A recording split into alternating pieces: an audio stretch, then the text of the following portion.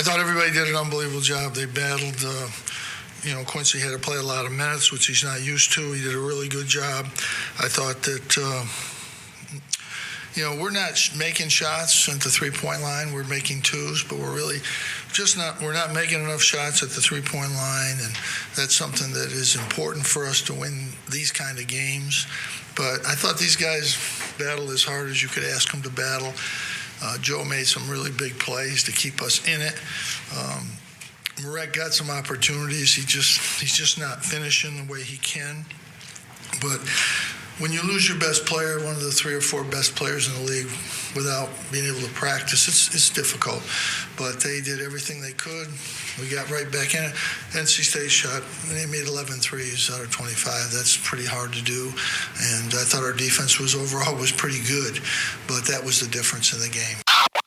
So you said you've been kind of not hard on Quincy, but you've been saying he needs to be better. He's getting better. He's got to be better. He ran out of gas the last 10 minutes. He disappeared.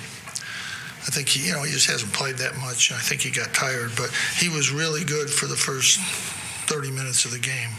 Really good. And again, I want the best from him. I want more from him, and I think there's more there. They did a good job on Buddy. They were pressuring him, and he got off balance, wasn't getting good looks. When he got in the lane, he got some, but he was getting hit. They don't call any of that stuff. They just call it the other end. But, we battle hard. Hopefully we get Elijah back. We'll see. We don't know what's going to happen with him, so we won't know until probably Saturday whether he'll be able to go. But, just things like that happens. It's unusual. I've never had a player in 44 years get hurt in the warm-ups, but first time for everything, I guess. Disappointing. He's a team that pressure. I don't even know something down there. But anyway, it's a perfect game for him. They're a pressure team, and that's where he thrives. So very disappointed not have him tonight. Thank you. Welcome to the Cuse Militia Podcast with those two unapologetically biased, orange-blooded homers, Sean and Joe. What's up, Cuse Nation? Thanks for tuning in to the Cuse Militia Podcast with Sean and Joe. If you like it, please share it. The universal handle for the socials is @Cuse Militia. Go there, join the militia. We are the only Syracuse sports podcast centered around giving you, the fans, a voice. Welcome. Happy Wednesday. Rate, review, and subscribe. If you like mediocre shows about Syracuse sports, boom, you're in the right place. Boom. Real quick, I don't know if you listen on SoundCloud or not, but if you do, I'm stop uploading there. And I'm stop uploading there because there's not a ton of people who listen there, for one. For two, I do it manually. And 3, I just realized it doesn't count for our downloads. Now, I'm not like, it doesn't matter that much, but if I got to do it manually and it's not counting towards downloads, that's where I stop things. Okay. So anyway, makes sense. So yeah, SoundCloud, we'll keep it there, but we probably won't be uploading after this episode, just so you know.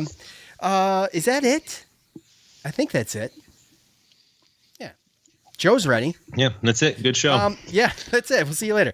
Syracuse takes a step back as they failed to pull out the win against NC State, suffering a 79-74 loss, falling to 14-10 and 7-6 in the ACC.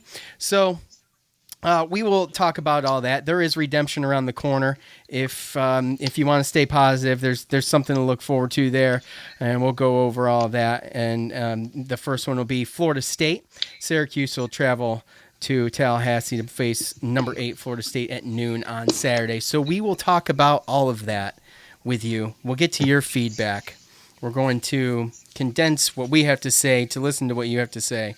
And as soon as we do this, now listen, I don't know about you guys, but for me, a game is 10 times more exciting when I'm putting money on it. Sometimes I have a gut feeling about a matchup, and sometimes I just feel like betting on my team because they're my team.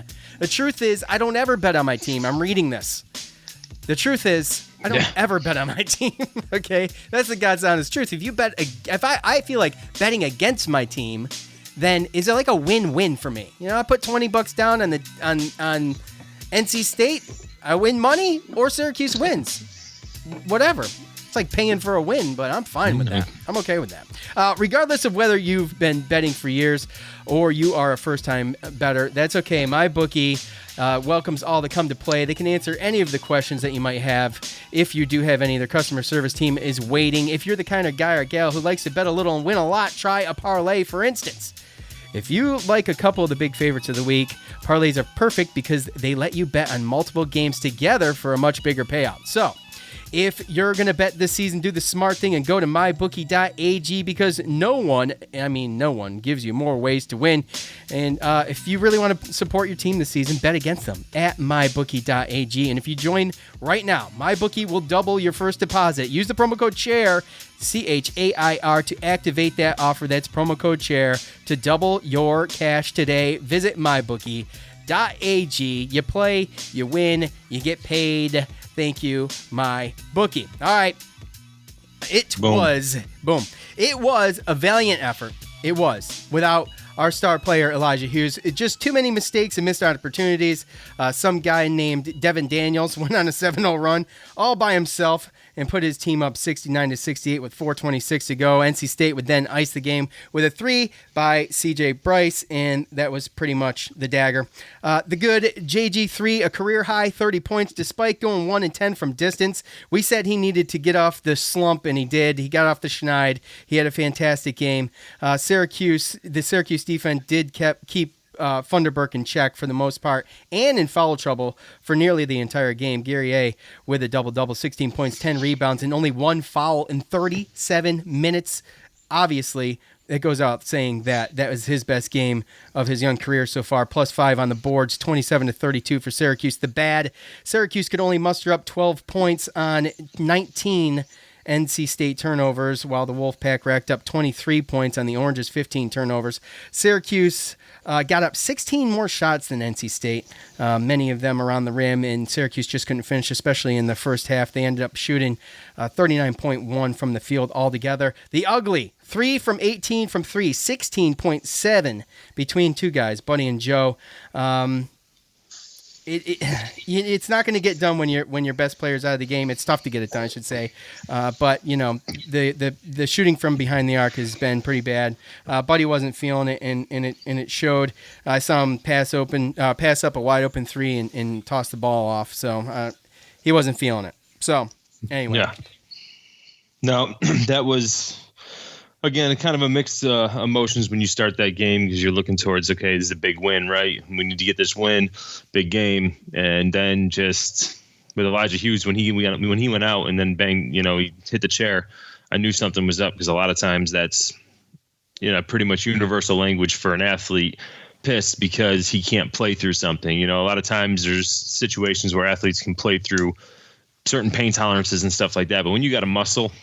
It just is debilitating. It doesn't let you do what you need to be able to do, and you can severely hurt it even more trying to do too much to where you're out for way longer. So it's a touchy thing. And as soon as I don't know about you, but as soon as Elijah Hughes was out, and then I saw the ice go on his groin, the left groin there, I knew he was pretty much out for the rest of the game, and I was very, very nervous about how that game was going to go because I know they ended up getting up, 20-11. And to be perfectly honest with you, I was very surprised. I mean, for the most part, a lot of people think that Elijah Hughes is going to go to the NBA, so we pretty much got a sneak peek of what next year is going to look like, right? Minus whoever we get next year as far as coming in, right? So I think it's fair. I think it's fair.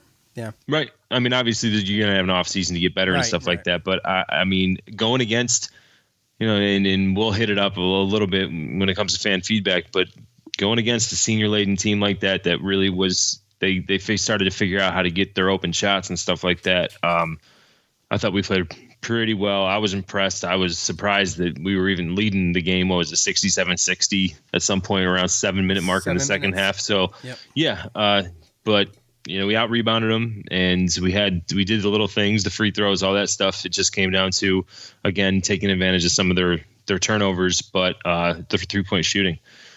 3-point shooting has been kind of a dagger, and our defense hasn't been great, right? We've given up. I mean, teams are going to score on us, especially teams that got some offensive guys, some shooters like these guys had, right?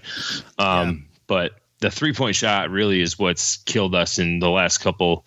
I don't want to turn around and say we might have beaten Duke or whatever, but I know the Clemson game and this game, we wouldn't have lost if we've been shooting the 3-pointers the way that we did the first half of the year. So it's unfortunate, man. It's the 3 balls that need to get it. Yeah, and we started so strong. We did. We started so strong, and everything seemed like it was shaping up, and we were just looking for maybe a little bit more defense. I thought the defense played good, but, in spurts. There was a second half spurt there where I don't know if we could put it on our defense or their offense, but probably a little bit of both, right? The transitions? We were getting back Transitions a little slow. were what?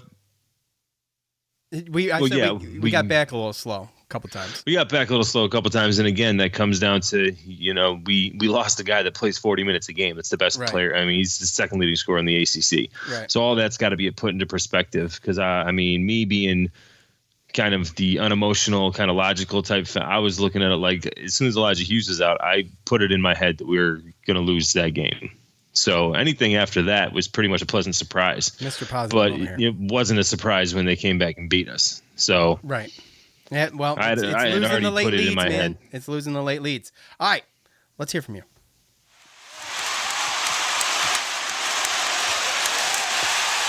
It's time to hear from you, the loudmouths from the Loud House. All right, y'all know what to do. Go to the socials at the end of the game, Facebook and Twitter. I prompt you to leave a comment by asking for your thoughts. Do so.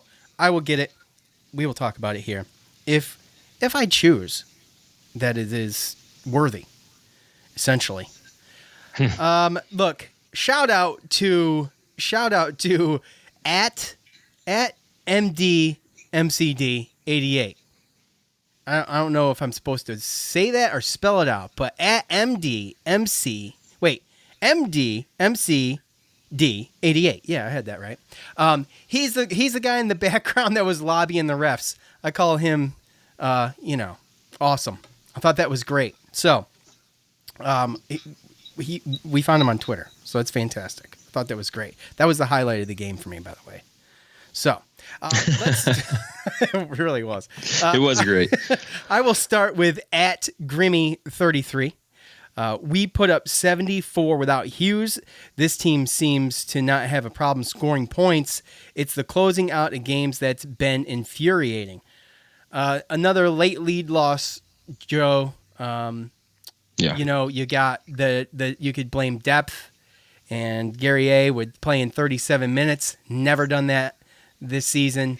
He did a lot. He played great, but like you heard Coach say in the beginning, he faded away. Oh yeah.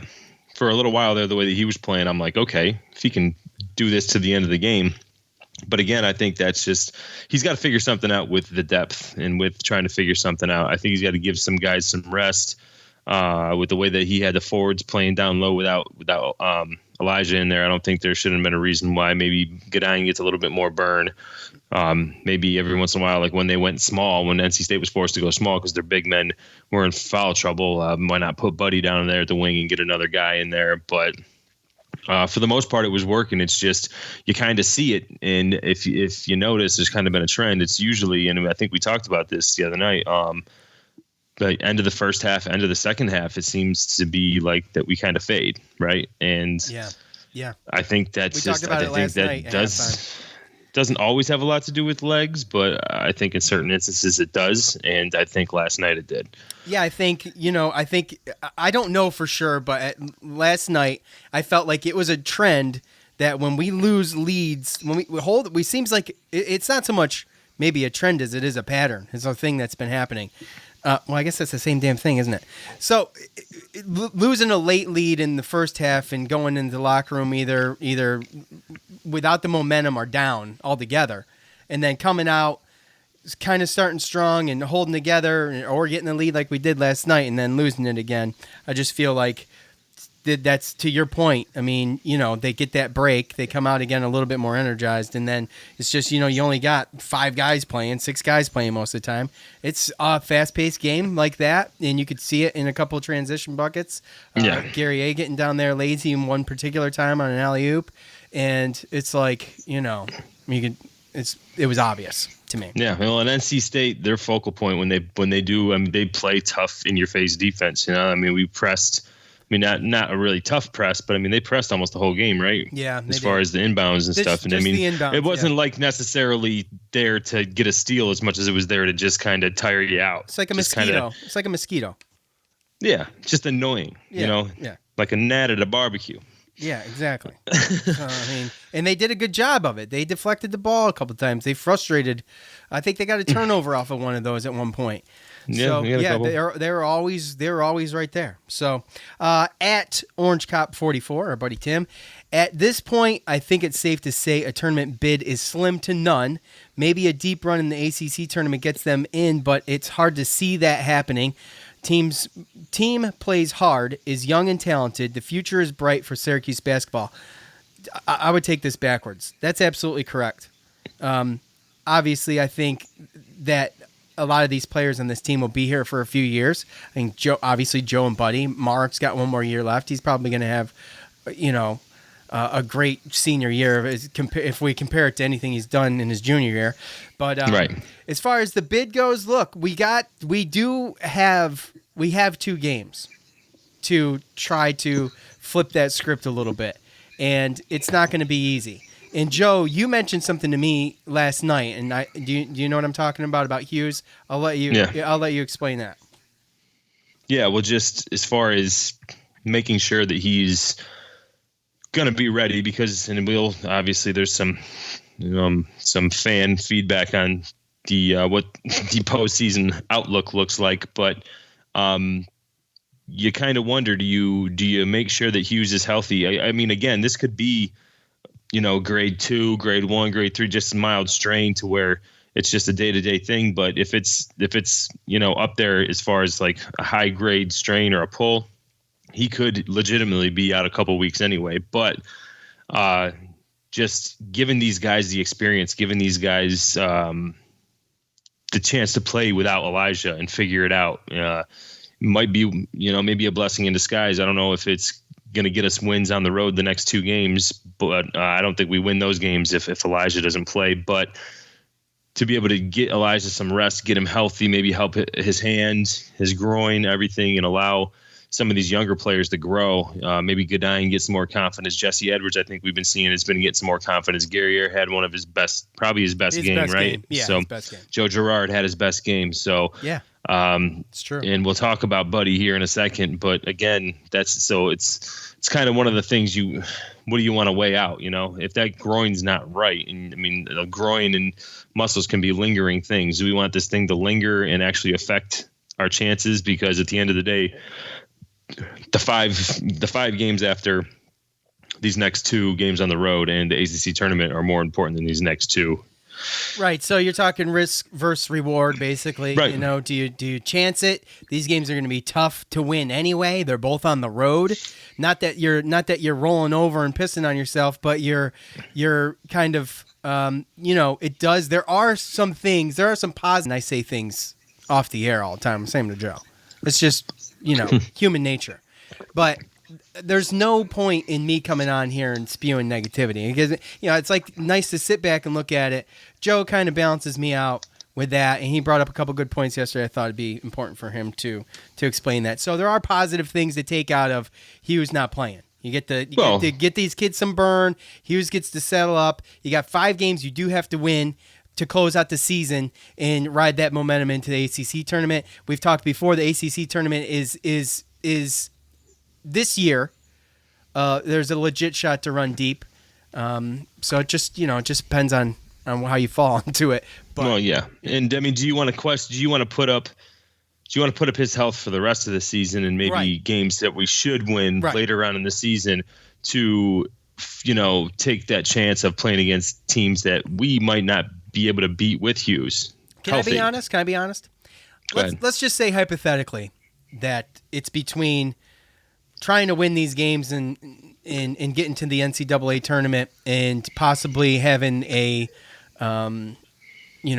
Hughes that's not 100% healthy and going to and trying for an NCAA bid, or having Hughes healthy going into a NIT. I'd rather have Hughes healthy, first of all, for his own sake. Second of all, for just to close out the season. I'd rather have him healthy. That's just Well, yeah. And again, if you risk his health and you do get a win against Louisville, but then it costs you 2 more wins down the road and you lose the teams you shouldn't because he ends up hurt. re-injuring it, right? Yeah. So, again, there's a risk versus reward, but I would imagine that they're going to take their time because, I mean, this is great growth and experience. Yeah. And let's just hope that we're talking like we're speculating here. We got 3 more days. So, he could possibly be 100%. So, and maybe that's why he didn't play last night. Go ahead. You got one, go. Got a couple on Facebook that have to pertain to the NIT. One, top fan Daryl. Buddy absolutely was terrible tonight on both sides of the ball. And I'm going to read 2 before we comment, by the way. Okay.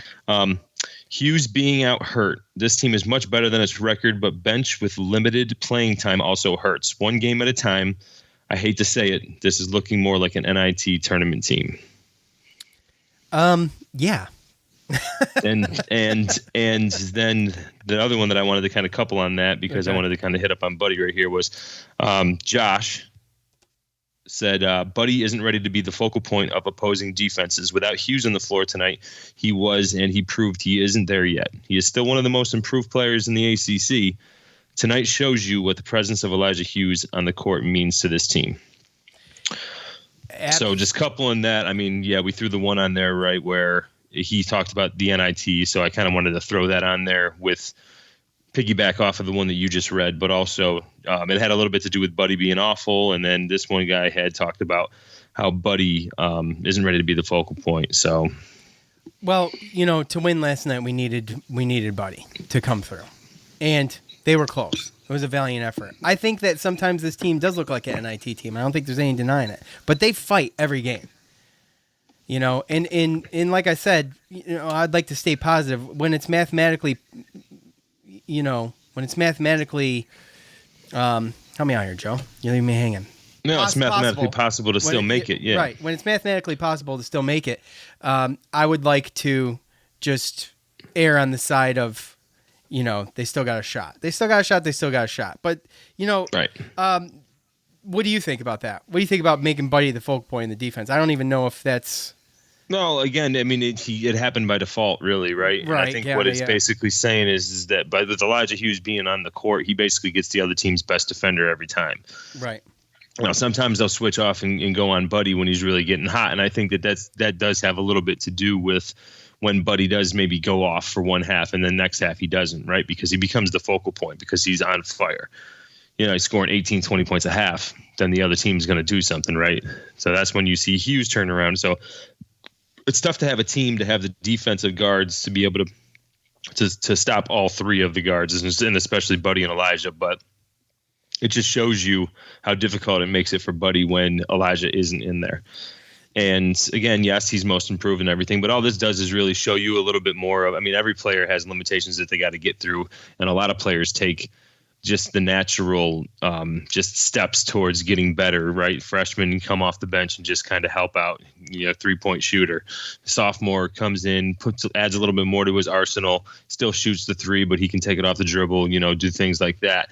But now we've seen the next limitation. We've seen the next, so that's something for throughout the rest of the season and off season and progression. And we find out if he just is who he is here, or is he going to be able to make that next progression to be able to go against those number one defenders on the other teams. Because next year, if Elijah goes to the NBA, he might have to. Yeah, he might have to. I thought they would have switched some defense to Joe a little bit more, but they really were worried about Buddy getting hot. I mean, you don't want Buddy to get hot, and they did a good job. And it is what it is, and that's what Coach was saying in the montage about Elijah Hughes. How Elijah Hughes, he strives in that kind of environment. So he's able to do a lot more than the guys on the court. And so losing by 5 really doesn't look like that bad when you think about it and put it in perspective. Was it 5 or 4? Was it 60? I think 79-75, right? Oh no, 79-74. Oh, okay. It's 5. Yeah. 4 or 5 still, whatever. I mean, but if Elijah plays, we win. So, and just to go on that too, I hate to say this is looking more like an NIT tournament team. I think it's fair to say that our record and resume looks like an NIT team, but when you watch us, I think we look like a tournament team. That's a fair assessment. It is. Just don't have that one win to hang our hat on yet. So, hold on, at ZW Rodborn. This is a two-parter, okay? So bear with me for a second. It's pretty good though. I ask all Orange fans, if you knew before the game you'd get 0 points and 3 minutes from Elijah Hughes, what would you predict the result would be? An L, right? This team has surprised a lot of us with how they have played, probably going to take wins at FSU and Louisville to get a berth, but this team shows lately they can play with anyone. JG3 attacked the rim, and Guerrier played like a possessed man. This team is capable.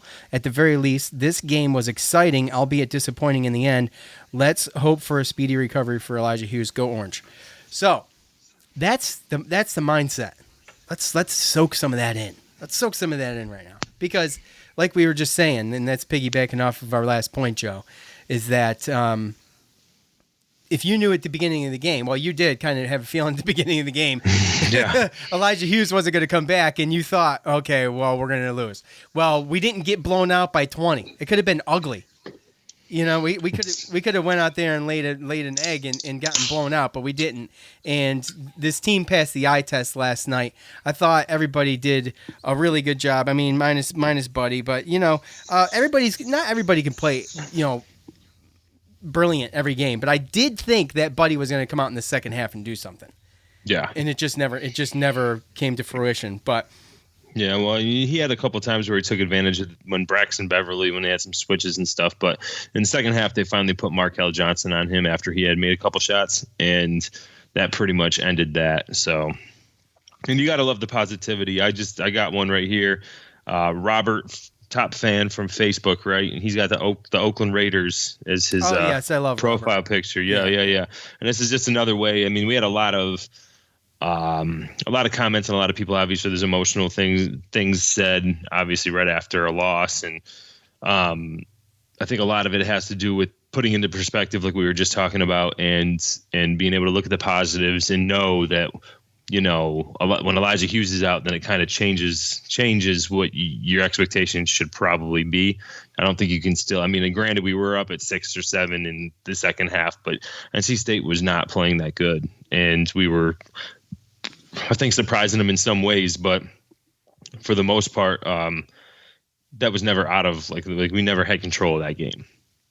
And for some reason, the whole night always thought that we were going to eventually, that was what was going to happen. But either way, take Hughes 16 to 20 points per game away. It's tough.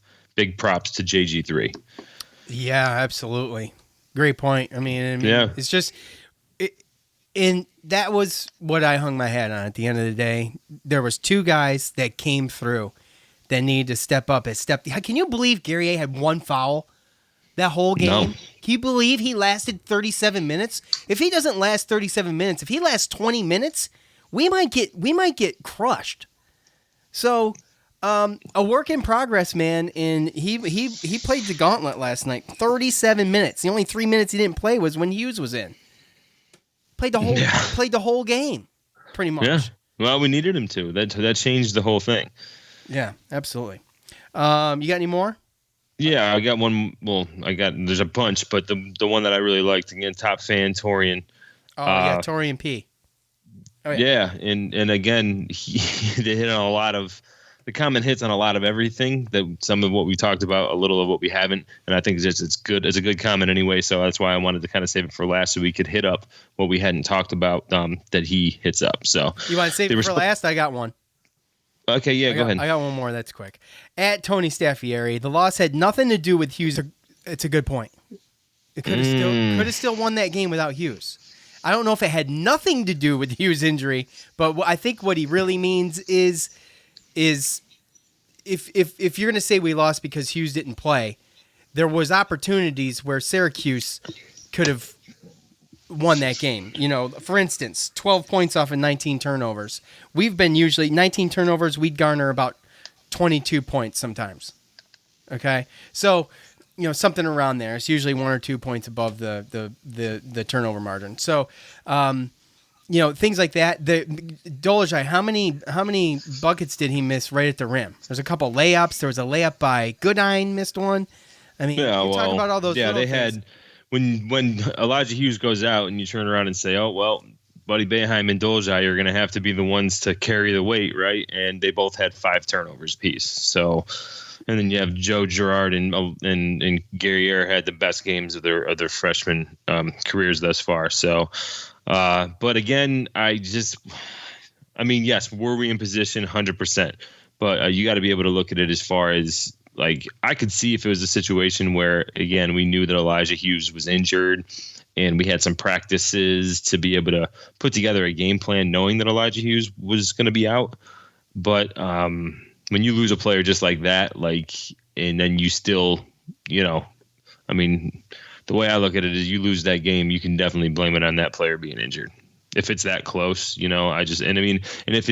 you can't look at that, like they talk about the NCAA committees, right? When they talk about tournaments and stuff, they even put injuries into account when they look at certain teams and losses and stuff like that. So if it's doesn't matter and it's not that, like, yes, could we have won without him? 100%, right? But yeah, I think that's his point. But you're well, right. yeah, you could have won without him, but if you lose, then you can definitely point to him being injured as the reason. I mean, I think that it was obvious that some people were burnt. They were just burnout. I mean, there's a couple plays where I saw. I mean, there was just guys that just couldn't get back because they were too winded. And again, you know Howard Washington, little small minutes as far as Godine, and I think that the game plan and those minutes and the way that we attacked them would have been differently if not for Elijah Hughes. Didn't even play Washington. What do you make of that? I think Joe was playing too good. Okay. Fair enough. My opinion. All right. Let's hear from Torian. I'm sorry, Joe. So they responded well without their best player, which was good to see. I thought they would lose by 20 once Elijah had to sit. Right there with you, buddy. Would have been nice to see Buddy sit for a bit. He really struggled. He gave up the 2 threes late in the second half and gave us little offensively. Not sure it would have changed the outcome, but I believe Godine could have given some better minutes and likely better defensive energy. Guerriere gets and he had his, the arm flex, the bicep flex emoji. JG3 was great. To see an undersized freshman dominate a bunch of upperclassmen the way he did, he deserves more credit. Loved seeing him take it to the rim and play with supreme confidence. Yeah, it was awesome, man. I mean, go ahead. Well, that's why I wanted to save this one for last, because I think he does hit a little bit of everything. I mean, the initial thought of what was going to happen when Elijah didn't play is exactly what I thought, and I thought Guerriere played great. I did think that I thought Godine was going to get more minutes. I mean, a lot of this comment was a lot of what I was thinking when it comes down to it, and then I especially wanted to have it be the last one because just Joe Girard, he doesn't get enough. I know he shot 1 for 10 from the 3-point line, but I just don't think that he gets enough credit for his responsibilities as a true freshman on this team.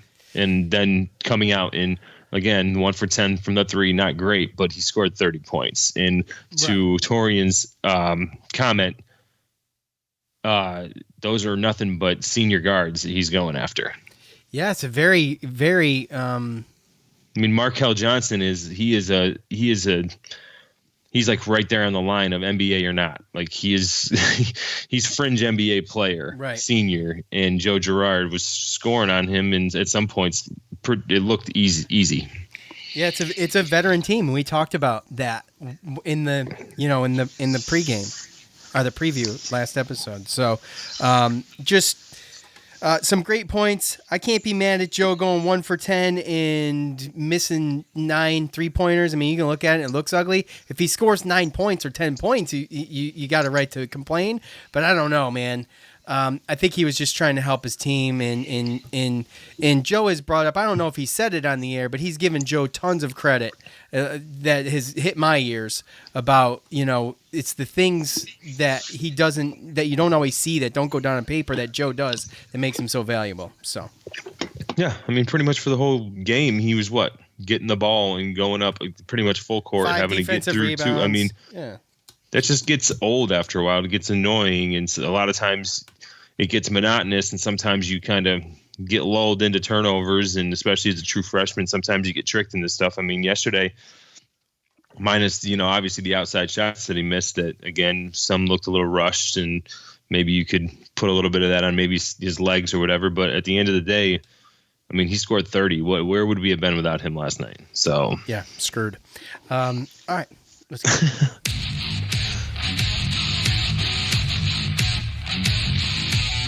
All right, Syracuse will head to Tallahassee to play number 8 Florida on Saturday. This is only an opportunity to boost that resume, get that signature win. The tip-off is set for noon. The all-time series between Syracuse and Florida State sits at 7-4 in favor of Syracuse, despite losing to Florida State in our last 2 meetings. We got to go all the way back to January 2017 when Syracuse won 82-72. Andrew White, the top scorer in that game, with 24 points. Florida State is coming off of a 70-65 loss to Duke, so I don't like going into those games. Sometimes that bothers me. So far this year, they're led by 6'6", 180-pound sophomore guard Devin Vassell. He's averaged 13.4 points a game. He's also leading his team in rebounds with 5.3 and blocks with 1.1. And yeah, to top it off, he's leading the team in 3-point shooting average with 42%. He's followed up by 2 more guards. Trent Forrest, a 6'4" senior. He's averaging 11.6 a game, 4.2 assists, 2.1 steals. And MJ Walker, we all know this guy, 6'5", junior. He's averaging 10.4 points a game. And as a team, Florida State is shooting 45.7 from the floor, 76.9 from the line, and 35.8 from 3, which is really good. 35.8 from 3. Oh yeah, they just beat Duke, didn't they? Or no, they lost. No, they Duke. lost by 5. Duke, though. At Duke. At Duke, close game. Yeah, that was one of the things that I was looking at. And they're 20-4. They've only lost 4 games, and they've all been road games, so they haven't lost a game yet this year at home. So again, that's sometimes some things that I look at. So we would have to break a trend, which obviously those things are eventually broken at some point, right? But no, this is a team. When I sat down and watched the game the other day against Duke, and they're just all over the place defensive wise. They're very long, athletic. When you think that there's a lane, or you think that there's a passing or driving lane, those things close pretty quick. And they don't have the greatest size, but as far as their main forwards, Patrick Williams and Raekwon Gray.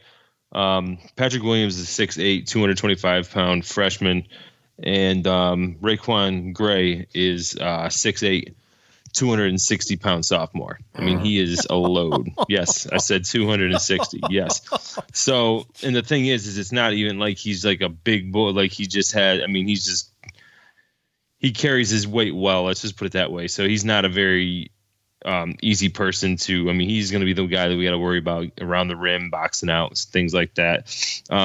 But this team, another thing, has gone pretty much with Florida State for pretty much past like 2, 3, 4 years. But they just always bring in these same kind of just forwards and guards, all play defense. They seem to all be able to shoot a decent percentage from the 3-point line. And Leonard Hamilton, he's got them coached up to where they just know how to play together. So this is a tough out, especially in Tallahassee, especially not really knowing what's going on with Elijah Hughes listed as day-to-day at this point.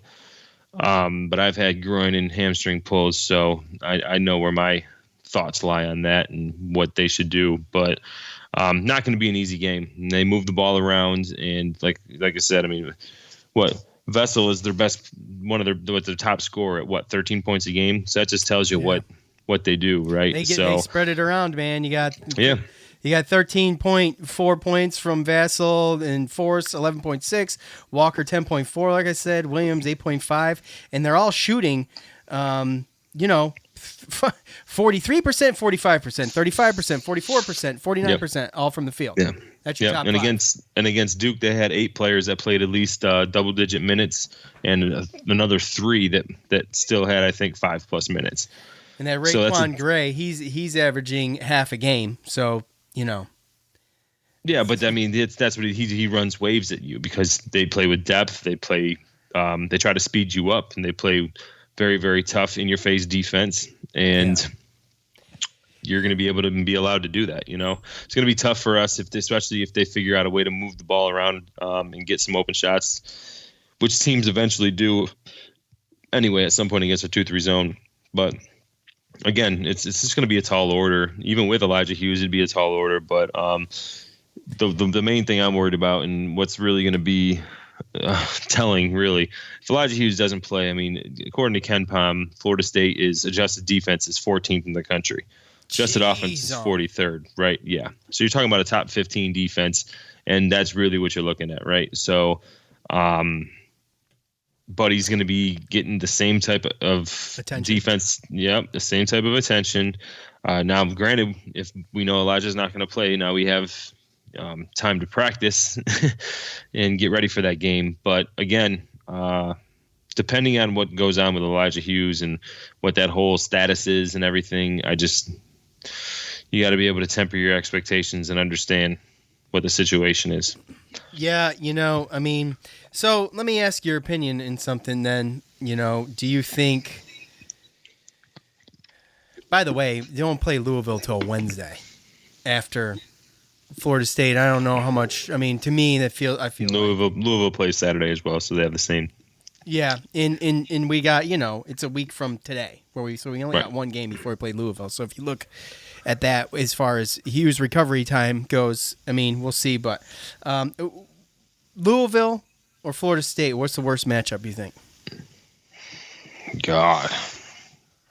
It's like flipping a damn coin, man. Yeah, it is. That's why I'm asking you. You're the expert, Joe. No, I mean, it depends on the way you look at it. Louisville, they look to be the more, I'd say, kind of the better offensive team. I think that has a lot to do with Jordan Nora and the fact that they got an actual center type piece down there with Steven Enoch that can score down low. So I think they have a better, more down low game. I think Florida State's offense is a lot of just driving, dishing, getting, the offensive rebounds and things like that. I think that's the type of game you're probably going to see against Florida State. I think that Louisville has probably got the better group of players and team that can actually shoot the three and have a legitimate down low scoring, plus a guy at the free throw line that can shoot. But I think Florida State has a little bit better of a defense. So depends on how you really want to weigh that out. Both games are away. I do believe that Louisville has lost at home this year, but I don't know if that'll go in anybody's thing. Both places are really tough to play. We should mention, obviously. Well, yeah, both. I mean, you're talking about. I mean, like I said, it's not like you're talking apples and oranges here. You're talking tomatoes and tomatoes, right? So I mean, it's one of those things where it's a flip a coin type thing. But I think that Louisville's offense is kind of just, and I think we beat Louisville last year too. So I think that there's going to be a little bit of bad. I think Jordan Nora played one of his worst games that he's played, and I think that he's just chomping at the bit to just prove that he can eat alive at 2-3 zone. That was a home game too when we beat them. So yeah. So I mean, realistically, I think that the better chance is probably Wake Forest, only because we have a chance to maybe neutralize some of that rebounding and the scoring down low, and if they're just really, really not shooting good from the 3-point line, like really bad, like how we shot last game. Like, yeah, you mean Florida State? You're talking about Florida State, yes, right? I'm talking about Florida State. Yeah, I think that. I mean, if you're talking, who would I rather than beat, or are you talking about what's our best chance? Oh no! I was talking best chance. I was talking best chance because when I look at it, when I size them up, best chance to me is Florida State. Okay, well, when I size them up, I'm like whatever one I'm looking at, I'm like, yeah, I'm worried about that one. The best one's Florida State, but the percentage isn't high. The likeliness isn't high. Oh, I know, I get it. For either of them, right? So I just think that Florida State's a little bit more limited on the offensive end. So here it comes down to this, ladies and gentlemen. It's going to be an upset.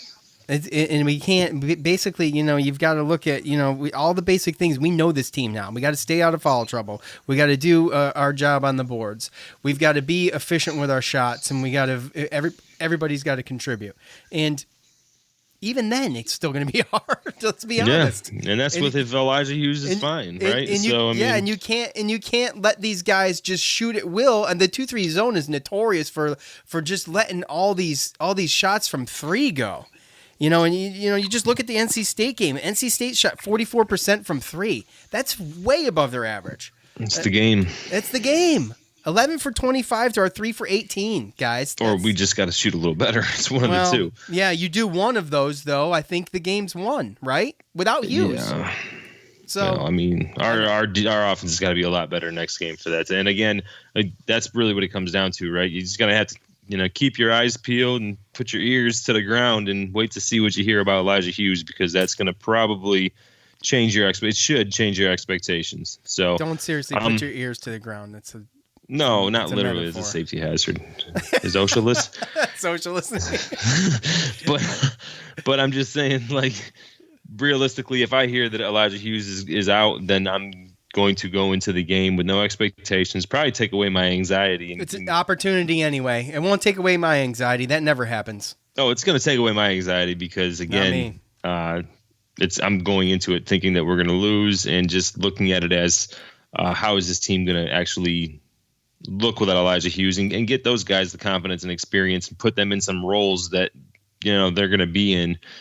And maybe they can kind of get a head start maybe this end of this season and maybe do a little bit more. And, I think that's what it is sometimes when you lose your best player for a couple games. And sometimes it takes those opportunities for some people to actually see what they can actually do, what their actual worth is. And sometimes that gives you a little bit more of that confidence boost, even when that guy comes back, right? Yeah, remember when we lost Frank Howard last year and Buddy Boeheim stepped up, won that tournament game for us? I believe it was an ACC tournament game.